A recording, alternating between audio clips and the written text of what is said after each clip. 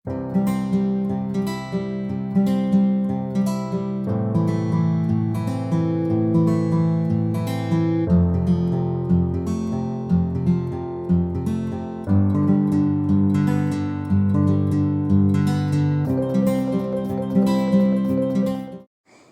Friends, welcome to my academy, that is backbenchers academy.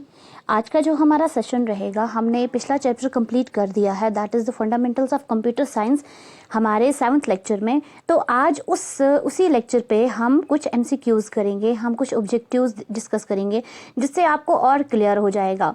ठीक है, ये उसी टॉपिक के हम पहले टॉपिक्स पढ़ते हैं थ्योरी, और उसके बाद उसी पे ऑब्जेक्टिव्स करते हैं और क्लियर होने के लिए।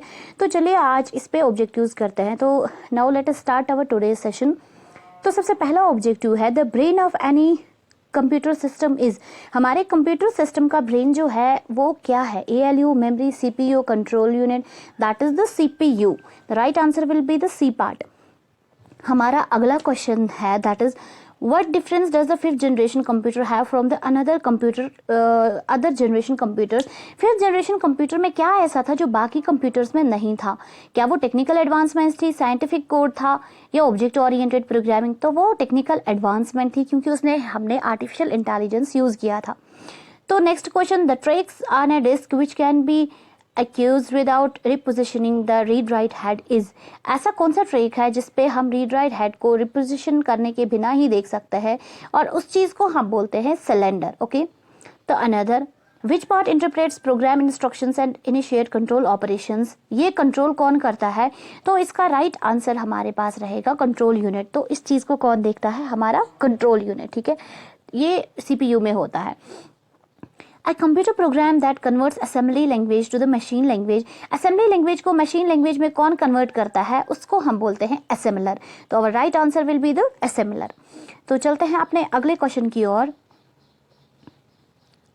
The time required for the fetching and execution of one simple machine instruction is। उस टाइम को क्या बोलते हैं?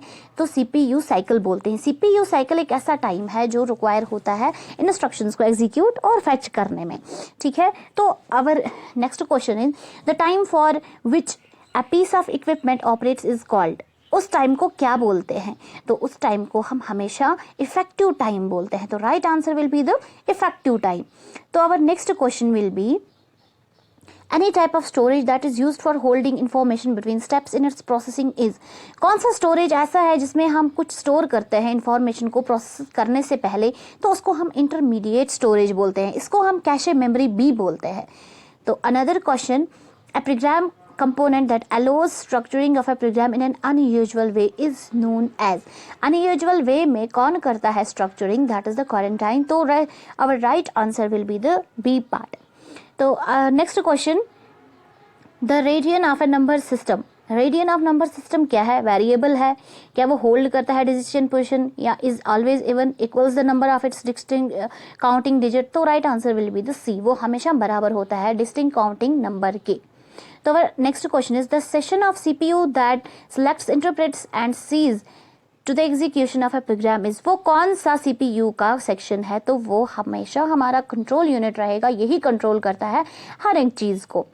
Next question is, the term referring to evacuating the content of some part of the machine is known as। उसको क्या बोलते हैं? That is damp. That is the answer 1 will be the correct, यही वो टर्म है। ठीक है, another thing जो है, that is A single packet on a data link is known as। एक सिंगल पैकेट को हम क्या बोलते हैं? उसको हमेशा फ्रेम बोलते हैं।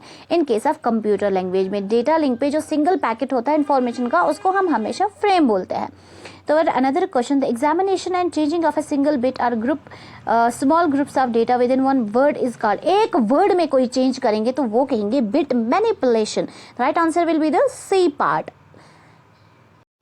तो next question is, the symbol used in assembly language are. Assembly language में कौन सी सिंबल्स हम यूज़ करते हैं?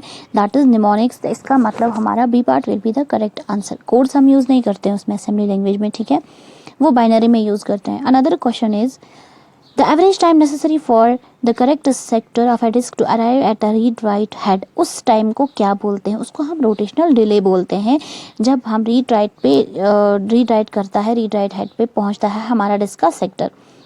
Another ASCII stands for, ASCII का फुल फॉर्म क्या है ये मैं पढ़ा चुकी हूँ, that's American standard code for information interchange.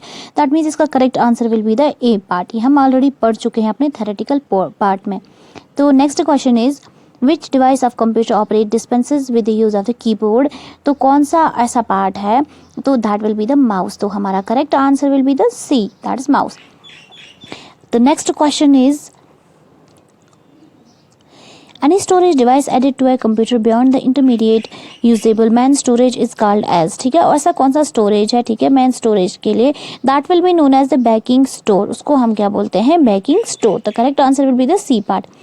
Another question, which output device is used for translating information from a computer into pictorial form on paper, तो paper पे कौन पिक्टोरियल फॉर्म में ड्रा करता है, तो दैट इज द प्लॉटर, उसको हम plotter बोलते हैं। तो correct option will be the B part.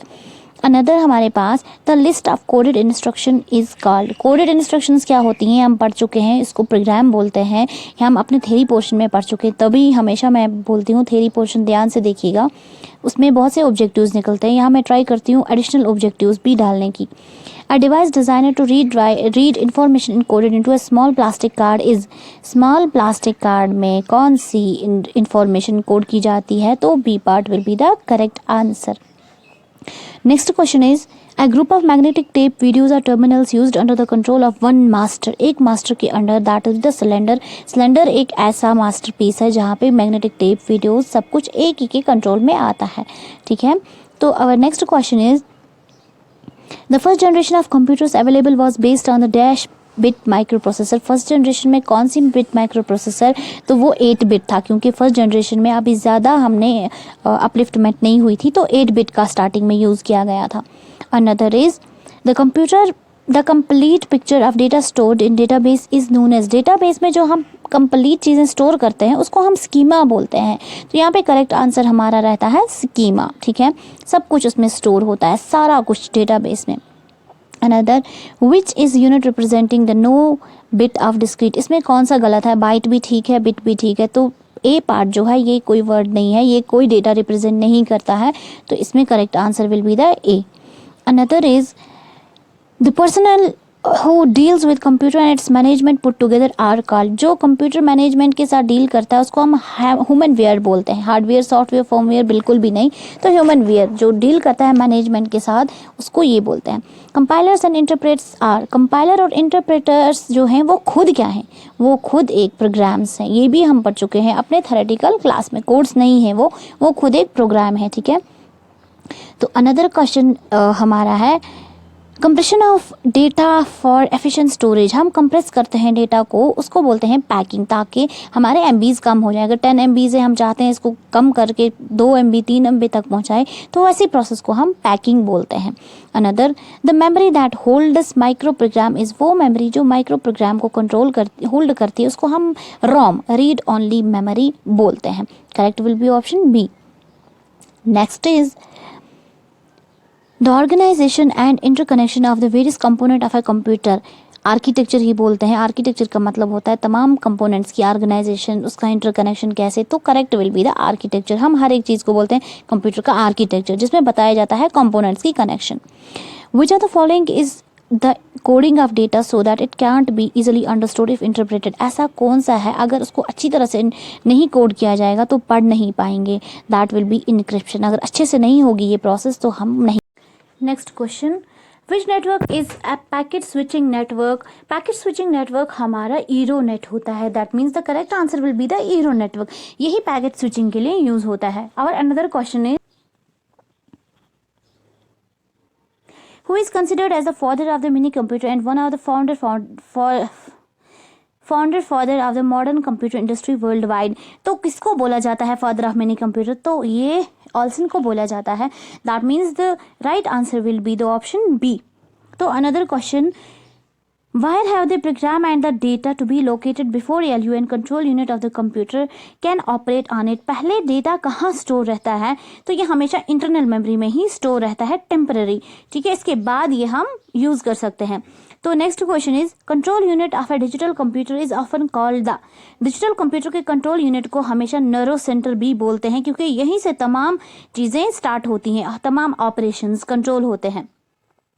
Another question is time duration which a job is processed by the computer is, उस टाइम ड्यूरेशन को क्या बोलते हैं जहां जॉब कंप्यूटर परफॉर्म करता है, तो उसको हम एग्जीक्यूशन टाइम बोलते हैं, वो टाइम जिस टाइम में कंप्यूटर अपने जॉब को एग्जीक्यूट करता है. Another question, the software used to convert source program instructions to object instruction is called, उसको बोला जाता है assembler. Sorry, that is language processor. हमारा लैंग्वेज प्रोसेसर एक ऐसा प्रोग्राम है, एक ऐसा सॉफ्टवेयर है जो सोर्स प्रोग्राम को कन्वर्ट करता है. ओके, तो another, an instruction that transfers program control to one or more possible paths is known as, तो इसको हम क्या बोलते हैं, वैसी इंस्ट्रक्शन को जो एक से दो मोर पाथ्स प्रोग्राम को ट्रांसफर करता है, उसको हम ब्रॉडबैंड चैनल ही बोलते हैं. तो correct answer is C part. Dash is simply an arrangement where multiple disk drives appear as a single disk drive to the user, तो that is called as a disk array. disk array में ऐसा arrangement होता है जो हमें सिर्फ एक single दिखता है, लेकिन होते हैं उसमें बहुत सारे डिस्क. तो which of the following holds data and processing instructions temporary until the CPU needs it, तब तक के लिए कौन इसमें स्टोर रखता है data, that is main memory. ये सारा डेटा टेम्पररी मेन मेमोरी में रहता है, फिर जब सीपीयू को जरूरत पड़ती है तो मेन मेमोरी से ये सीपीयू में चला जाता है प्रोसेसिंग के लिए. Another, the language that is an input for statement translation is called, statement translation के लिए लैंग्वेज कौन सी इनपुट दी जाती है, तो वो होती है सोर्स लैंग्वेज. ओके.